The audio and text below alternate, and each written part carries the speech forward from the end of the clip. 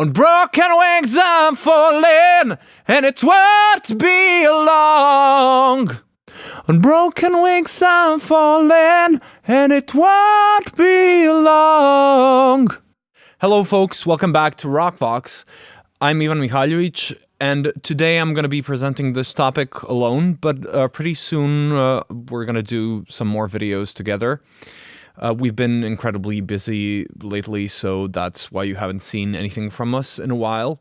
This video has been inspired by a video of a friend of mine, Felipe Carvalho, a vocal coach from Brazil, who's got a video on this topic, and I'm going to link to his video in the description below as well.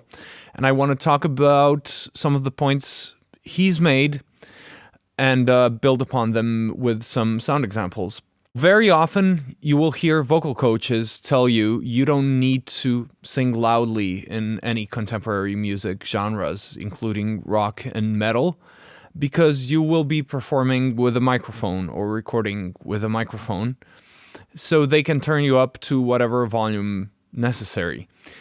And on the surface, that statement seems to make sense. You know, if you sing softer, they can just turn you up and you're going to be heard.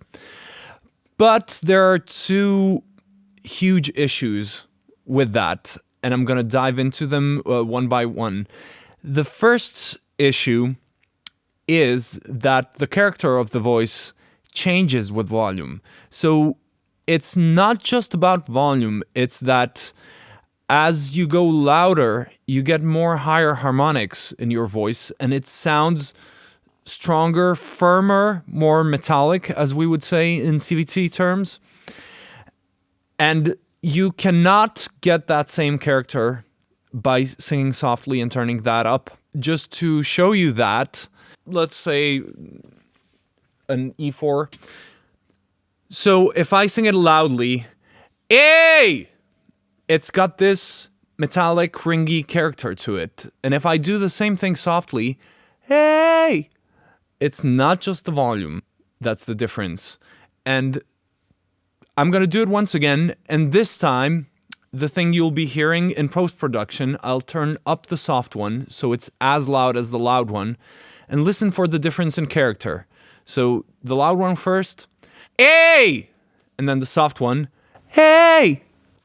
And you will hear that, you know, the softer one still sounds soft. Even when I turn it up, it can be loud, but it's a soft character that can suit some music great.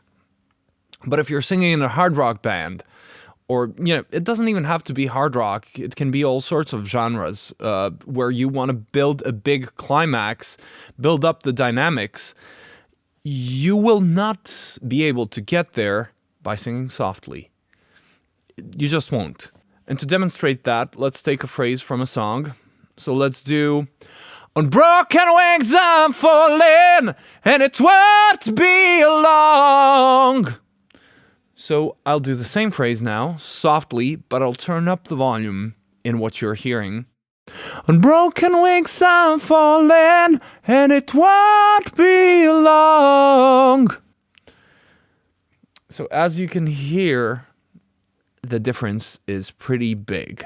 At a hard rock show, or even at a pop show, or, you know, whatever, soul, R&B, if you have a big climax that needs to be powerful and the singer delivers that, you're going to be disappointed.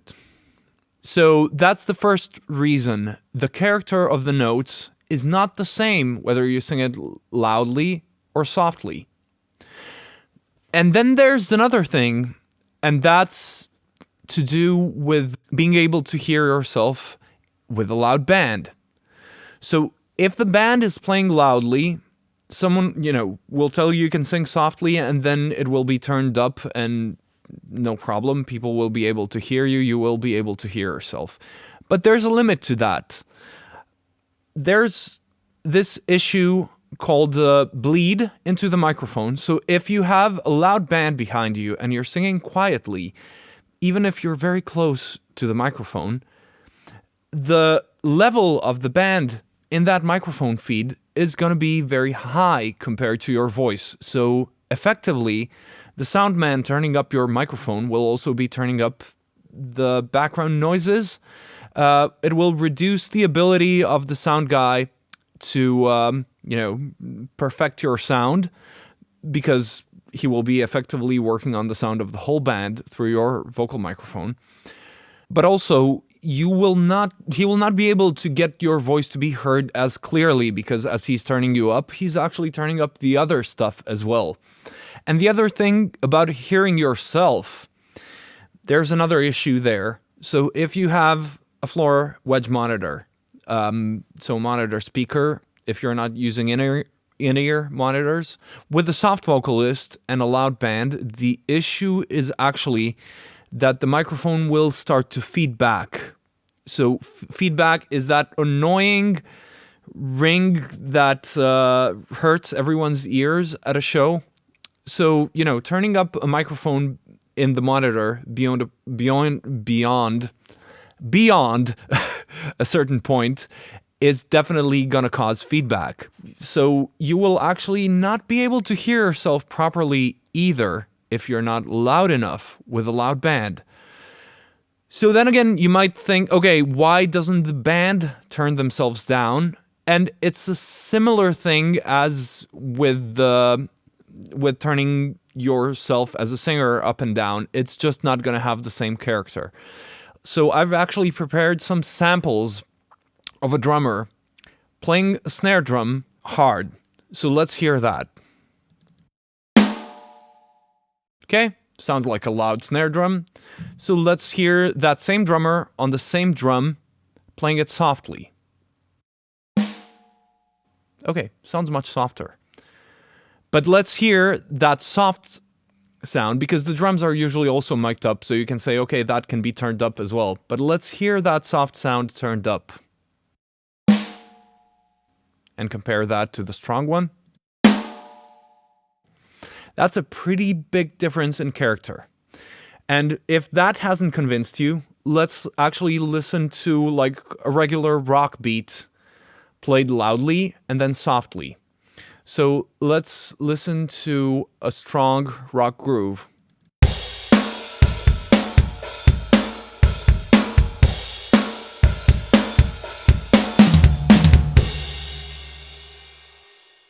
Cool. Sounds what you would expect from a rock drummer. And then let's hear the same groove played softly.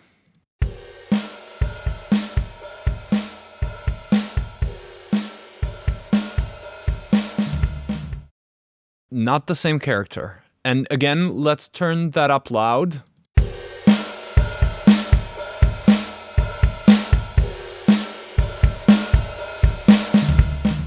Okay, the volume gets a little bit of energy up, but let's listen to the strong one again.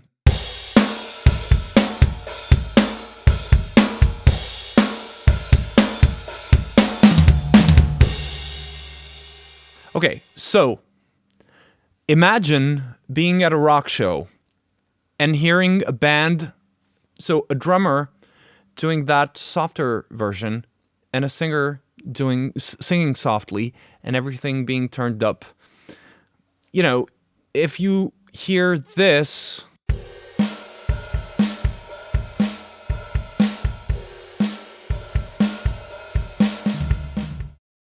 I'm having a hard time imagining you getting out of the club and saying to your friend, wow, the band was really rocking tonight.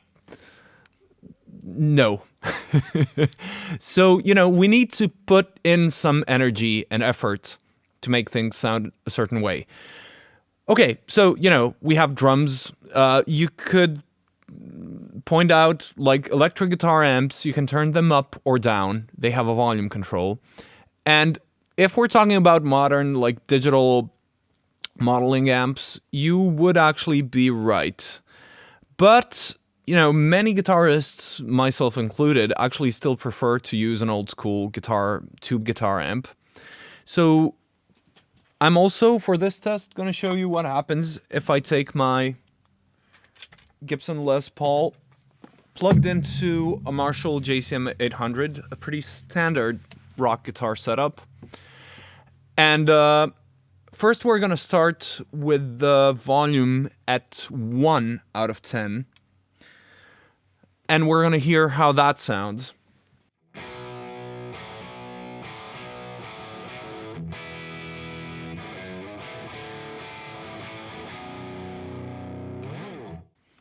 Okay, let's turn it up. Let's go to about 6. By the way, the only thing I'm changing is the master volume on the amp. The EQ and everything else is staying exactly the same. So this is what we get.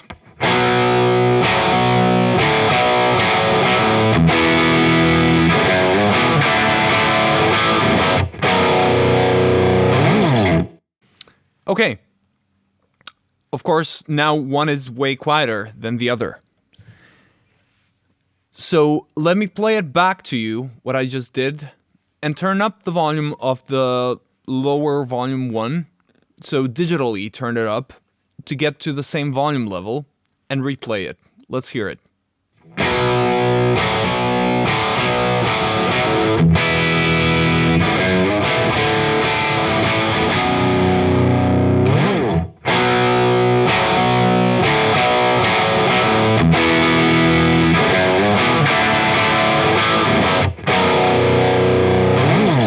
So to me, as a guitarist, that's a pretty big difference in character again.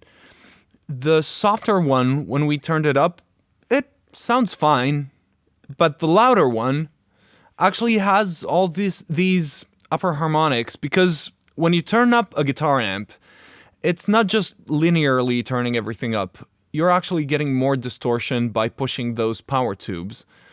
So, even with guitar amps, which, you might think, okay, I have a volume control there, a guitar player can easily turn himself down for the singer to be able to hear himself better.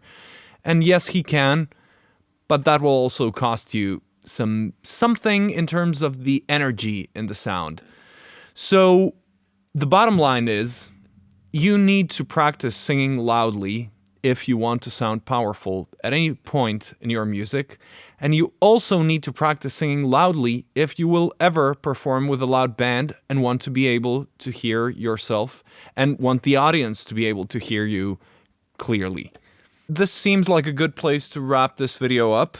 If you liked this video, please subscribe for more content from us. Please like, share, write a comment what you thought about this video, and if you agree with it, if you have any further thoughts on the subject, would love to hear from you. If you want to take a singing lesson with me or Aaron, you can drop us an email through our websites that are linked below. And I'll see you soon. Bye.